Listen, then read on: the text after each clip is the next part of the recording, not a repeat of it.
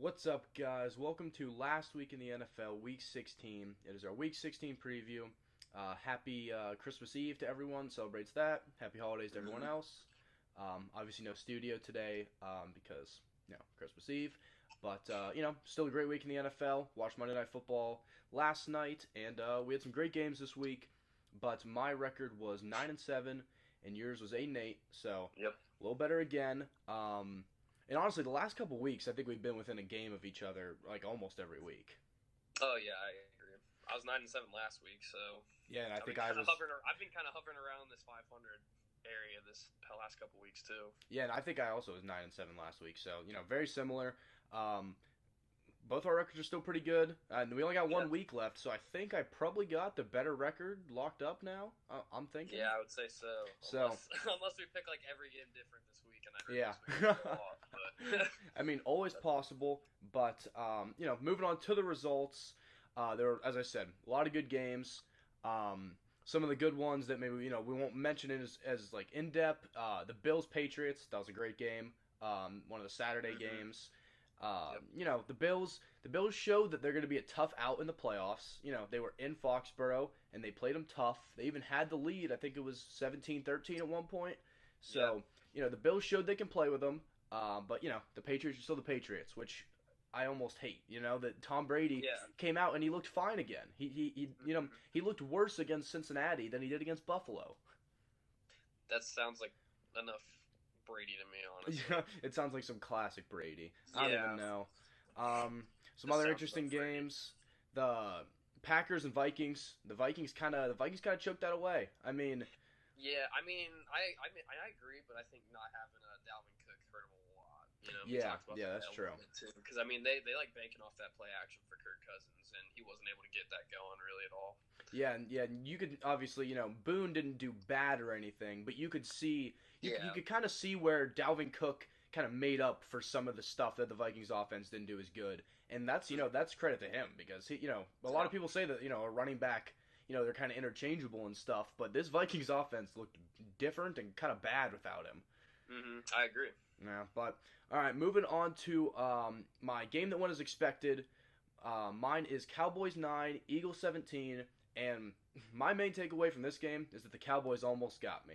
I almost started to believe in the Cowboys. For a second, I was like, wow, they looked really good against the Rams. The Eagles looked bad against the Redskins. I don't know if they can do this. I was like, I really don't know. But the Cowboys, they came out. They looked like garbage. The entire offense stunk. Dak, Zeke, Amari Cooper, they all stunk.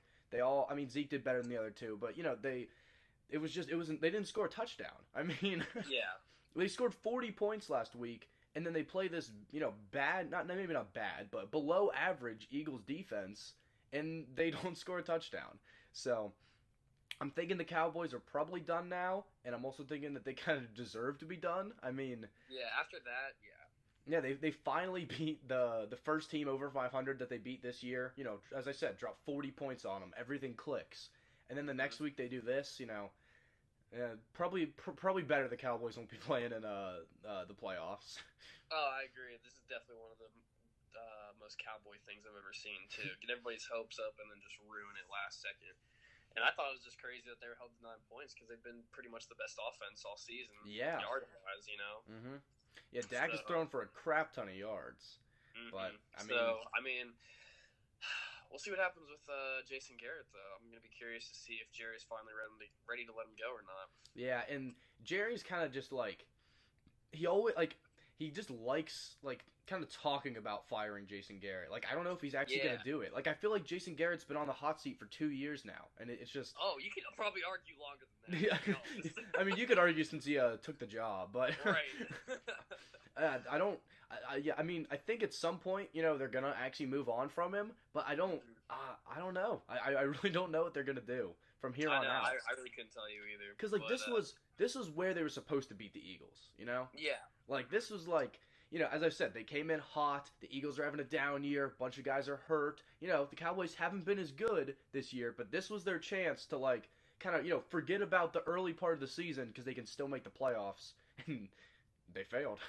Oh no, I agree. I mean, that team was built top to bottom. They shouldn't have even been in this position in the first place. So That's true. That's true. I think that definitely should go more towards the coaching aspect than anything. So, Mm-hmm. but moving on to my game that went as expected, I had the other NFC matchup or NFC East matchup: Giants 41, Redskins 35. This game went to overtime, and of course, the one game I want the Giants to lose for draft positioning. They go out and they look great offensively, and they win the game in overtime, and probably lose the race for Chase Young, which I'm very sad about. But yeah, but good news is the Giants' offense did look good. Daniel threw for 352 yards on 28 of 42 passing and 5 touchdowns, which is a career high for him. Saquon looked like Saquon again. He had 189 yards on the ground. Sorry. oh my gosh. 1 touchdown on 24 carries, and then he added another 90 yards receiving with 4 receptions and a touchdown. So, Gosh, Saquon. thank God Saquon's back. He just absolutely torched that Redskins defense, which honestly wasn't very good to begin with, but I'll take it. You know, I'll take anything I can get in this miserable season I've had so far. I will say, though, with the Redskins, though, Dwayne he played pretty solid last week. He was playing pretty solid this week. He was keeping him in it. Dwayne looked fantastic. Yeah, he looked really good up until he had an ankle injury, I think, in the third quarter, second quarter, somewhere in that area, middle of the game-ish. And then Case Keenum came in and played well enough to push it to OT, where we obviously got the win. But, you know, it was nice to see the Giants' offense looking good, but you can clearly see that defense should be the main focus for the offseason. Yeah. Because Haskins was having the best game of his career by far before he got hurt. I think there was a point he was like 8 of 8 for 140 and 2 TDs or something like that. Like he started off on fire. So it stinks to get hurt. I think there has to be some sort of Washington Redskins quarterback curse, because the amount of time I feel like every year a Washington Redskin quarterback is getting tackled from behind and then they get bent back. It happens every single, and that's pretty much what happened to Haskins. Yeah, Joe Theismann, Alex Smith, Dwayne Haskins, RG3, just every. Yeah, they just have terrible luck. Yeah, I don't. Haskins is probably doomed there, but I love to see him playing good, and I love to see him throwing to Terry. I just same. like that has become one of my favorite things. Is like the Haskins deep ball to Terry, where I'm like, those are the OSU boys, Oh yeah, same. I'm a little hurt that it's happening in the NFC East, but that's fair. But I'll take it. You love seeing Buckeyes doing well in the NFL. Yeah, and then the Giants dropped to the 4th, or I guess went up to the 4th pick. They're at the 4th pick now with the Lions losing. Yeah, so they had, if they would have lost today, they would have secured 2, correct? Yeah, if they would have lost, they would have secured 2, I believe. Dang. Especially with the Dolphins winning. And the obviously would have given a win to the Redskins. So, jeez. Yeah, so I don't think there's any way we can be the 2. I think maybe if we lose next week and the Lions win next week, we can maybe jump them from 3. But I think 2's out of the picture now. It's kind of funny that probably your best game of the entire year offensively, definitely is the game. Definitely the best. Is the one game that you really would have probably preferred to lose. I agree. That's tough. But moving on to my game that did not go as expected. Your game was tough because you wanted your team to lose and they won. I wanted my team to win and they lost. So the Steelers, I don't really know what to say about these guys. They stink, but they don't stink enough to actually stink. Does that make sense? Yeah. The Steelers are not a very good team, but they're a scrappy team that plays really good defense. They get turnovers and they get big plays, and that is about it. I mean, it is the ability to have like a 12-play drive and go down the field. They have to be last in the NFL. I mean, maybe not last, but bottom 5. Where, I mean, the Jets are in that bottom 5 too, maybe. But pretty much the Steelers, this whole game was just them and the Jets punting back and forth and deciding who was gonna make one less bad play. Like it was awful. The Jets went down their first drive of the game and they scored a touchdown, and that was their only sustained drive of the entire game. The only one, like they kicked 3 field goals other than that, and I don't know, if that drive doesn't happen, the Steelers probably win this game. And it's like, what are you doing, Mike Tomlin? How do you let this happen? Because credit to my cousin, I was talking to him before this game started. Shout out to you, Kevin. He said, I'm taking the Jets money line because the Steelers always lose a road game to a team that they should beat. And I said, listen, I normally agree, but we're playing for the playoffs. I think Tomlin's going to have them ready to go. What did they do? They fell flat on their face. They gave up a touchdown, and they threw a pick on their first, offensive drive. And, I mean, if they don't make the playoffs, they didn't deserve to make the playoffs because they should have won this game. And it sucks. Mason Rudolph came in and looked good again, but then got hurt again, and I don't know. That game sucked. It really hurt to watch. It was like you kind of wanted it to be over, which is an awful feeling. Oh, yeah, no, I definitely feel that. I mean, I'm just kind of curious what you guys are going to be doing with your QB situation moving forward, too, Yeah. If by some chance Ben doesn't come back, it's like, well, what are you going to do? Because Duck looked horrible. Oh, he looked awful. And then, like you said, with Mason, it's like Mason has had his flashes where he can look really good, and then it's kind of like flashes where it's like, what are you doing? Like, how are you on the field right now? Yeah. If I could combine Duck and Mason into one quarterback, the Steelers would win the Super Bowl. I'm telling you. If you could get, like, the arm talent, the height of Mason, you compare that with, like, the intangibles and, like, the movement of the pocket of Duck, that would be an amazing, that would be a great player, because I love Duck as a leader. I love, the way he moves around in the pocket. His teammates love him, but he just doesn't have the arm, whereas Mason has this, this rocket arm. He can throw it 70 yards, but he's a statue in the pocket, and he makes some bad decisions. Decisions. As I said, though, he did look really good against the Jets, but I put zero, I put zero stuff in that. Part of that I kind of wonder if it's like, well, is it because they didn't prepare for him, they were preparing for Duck? And it's kind of like when both, when Mason first started and when Duck first started. It was like, maybe it's because they weren't prepared for him. They both look good, and then they've slowly been getting worse as their playing time went on. So I don't know. Yeah, kind of like Kyle Allen. As I said, the Steelers need some help from the Titans. We'll see if they get it, or they need some help from the Texans to beat the Titans, but we'll see if they get it. As I said, they'll probably be playing the Ravens' second stringers. If they lose that game anyway, then, truly whatever, we didn't deserve to make the playoffs. But if we beat the Ravens' second stringers and the Titans beat the Texans deserved it, and that's... Oh, yeah. This team, I'll always look back that they had a good year. Even though, because, I don't know, it was a super weird year. It could have been a lot worse. It could have. People thought we were going to have like a top 5 pick when we traded for Minka Fitzpatrick. So this team definitely surprised me, but this game was bad. Yeah. Moving on to my game that didn't go as expected, I went with the Cardinals over the Seahawks. Just that in general kind of surprised me. Yeah. I was not expecting this Cardinals to come even close to beating the Seahawks this season. Both teams punted a total of 11 times, which is ridiculous. Actually, it probably was more than 11. I think the Seahawks did 7, and the Cardinals did 5 or 6. So more than 11. I did my math wrong, but a lot of punts. So very defensive game. Despite the score being 27-13, neither quarterback had 200 yards passing. Jeez. Kyler had 118, and Russ had 169. So not a very good day throwing the ball for either team, really.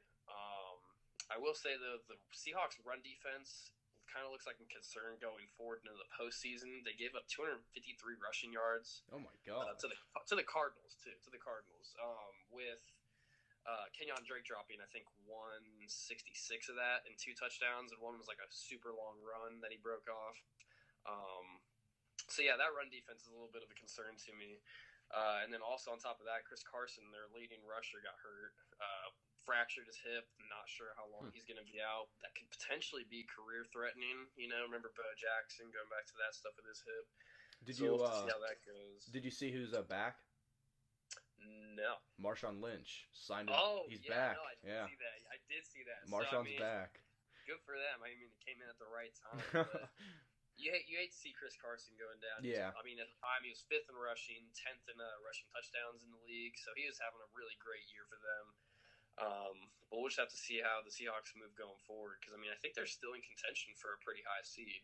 Potentially one. Yeah, I think this, because they get the Niners next week, I don't think this kills their division hopes or anything. I still think if they beat the Niners next week, the West is theirs, and obviously that would go a long way towards getting a first-round bye. So, and not playing in the wild card weekend, or not playing an away game, which right now they would have to. So, I don't know. Also, Kyler got a little banged up in this game. He seemed to be okay. It's almost the end of the season, though. I wouldn't be surprised if I were them. I would definitely sit them for next week. I mean, what do you? Yeah, What I are mean, you it's playing not like you're for? playing for anything in the first place. Yeah. So, moving on to our betting picks, I went 1-0-1 this week. So pushes are never fun, but life goes on. I am pretty mad at the Texans for pushing though, because Jameis Winston threw 4 interceptions, and if you only beat a team by 3 points after a dude throws 4 interceptions, and they're a crappy team anyway, you also are a crappy team. Yeah. Because I don't know, he throws a pick six the first play of the game. First off, how great is that? You put a bet on a team -3. You sit down to watch a game, and the first throw he throws a pick six. Like I was like, oh wow. And then he threw a pick the second play of the next drive. It wasn't a pick six. It would have been enough for a penalty, but so I mean, how do you start a game like that and then end up rebounding to the point where you only lose by 3? And the way it happens is that the Texans' offense stinks. Mm-hmm. Pretty much, right before half, they were up 17-3. Which, as I said, pretty good lead, but one of them was a pick six, and the other touchdown was set up by another Jameis Winston pick, so they really hadn't done anything. The defense, gives up a score to Jameis Winston. He does that. He throws for a bunch of picks, bunch of TDs. That's fine. And Deshaun Watson throws a pick. They go down and score again. It's 17-17 at halftime. I was like, are you serious, guys? And then the second half was more of that. There were only 3 field goals. That was the only scoring in the second half was 3 field goals. So this game stunk to watch. As I said, it literally Jameis Winston throws that pick six, and the game got worse from there. The Texans looked crappier from there. So pretty mad about that. But then my other game, Chiefs, easy money. I mean, kind of wrapped up by halftime. I never really thought the Bears were going to win this game. I don't think the Bears ever led. So, yeah, I don't think they did either. Pretty good week. It's now mathematically impossible for me to get back to 500. So, pretty sad about that. So, screw you, Texans. Moving on to my betting picks, your boy went 2-0 on the week. We're back in the positive, 17-15 overall in the year. I'm feeling myself. I went and picked the Falcons -7 against the Jags. They came out, handled their business. I really don't think they struggled at any point in that game with the lead at all, as far as I can remember. Yeah. It seemed like they controlled it majority of the time. Yeah, they seemed pretty in control throughout the entire game. And then with the Saints actually gave me a little scare there for a little bit. The Titans jumped out to a pretty quick lead, and I was like, crap, this could go downhill pretty quickly. But, they got their feet under themselves and were able to come back and win by 10. The spread was 2, so I easily covered. And then you also had Michael Thomas breaking the single-season reception record, which is really cool. Yeah, big shout out to him. Yeah, big shout out to the OSU boy, but yeah, just covered. Yeah, I mean 2-0, nothing really to complain about, and as you said, neither of them were like super stressful or anything. So yeah, I mean, other than that quick little Titans lead. But I had also placed a bet on the Saints, and I was sitting there. It was a 10-0. I was like, are the Saints really gonna do this to me? I was like, are they really gonna do this to me? But gotta trust in Drew Brees. And then moving on to our For You Losers, we have our Bowl edition. Part 1, I think there was, maybe 8 bowl games this week, around there. So we each chose 2 guys, draft-eligible standouts. My first one is Dustin Crum. He's a junior from Kent State. They obviously beat Utah State in a really high-scoring game, and he just had a fantastic game. I mean, 21 of 26, nearly 300 yards, 2 TDs, another 150 on the ground, and another touchdown. So I don't think he's going to get drafted this year. My guess would be that he stays at school this year, and then maybe we see him as like a late round, like a Logan Woodside type area, where you kind of see him go in the 6th round. He bounces around. But, he's just an interesting player, and he played a great game, so got to give him the shout out. And then my other guy is going to be Omar Bayless, the receiver from Arkansas State. This is an absolutely loaded receiver class. So Bayless is probably going to be kind of lost in the shuffle a little bit. I mean, I don't think he's going to go. He'll probably be a day 3, late day 2 player. I mean, but he's super talented. He's big. He's 6'3". Against FIU in a win, he had 9 for 180 and a touchdown. And his longest catch was 50 yards, too. So even if you take that out, he still averaged 16 yards a catch on his last 8 catches. So, he had a really good game. Arkansas State, Florida Atlantic is not a game where you see a bunch of NFL talent. So when you see a guy like Bayless, he really does stand out above the rest of the guys. Mm-hmm. I doubled down on QBs for my losers. I went with Utah State's Jordan Love, who actually had a really good game despite the fact that they lost to Kent State in the Frisco Bowl. He went 30 of 39 for 317, 3 touchdowns in a 51-41 loss, another shootout. This dude has been, I think, just one of the better quarterbacks in this class overall. I can definitely see him going in early round for sure. And then kind of moving on to Jacob Eason, quarterback from Washington. Didn't have a great day yardage-wise throwing the ball, but I will give it to him, though. Washington has kind of been an average team this year. They came out, played a ranked Boise State team, and beat the crap out of them in the Las Vegas Bowl. It was like 38-7. He threw pretty well, 22 for 32, only put up 210 and a touchdown. But like I said, kind of giving them the nod just because it's a tougher opponent, and the rest of his team was kind of average around him, so... Yeah, I'm not really sure. I think I can see him around the middle round in the draft, depending on who needs a QB coming into April. But yeah. Yeah, and then we kind of talked about on the show even about how we were kind of wondering what Boise State would be like if they were a Pac-12 team, and I think we kind of saw what they would be like. Yeah. And it's that they are not ready for the Pac-12. Yeah, I mean, I agree. I mean, they come in, losing one game going into this thing, and then they play a middle of the pack Pac-12 team, and they just get whooped. A very average Pac-12 team. Very average, yeah. 7-5 is like on the dot for an average like Power 5 school. Like that's like Indiana goes. Right in the middle. Yeah. So I don't know. I mean, I feel like, and as we also talked about on the preview show, Boise State's always been a team to kind of play up to that higher competition, and they did not. Yeah. So, they blew it. Yeah, and then one note on Jordan Love.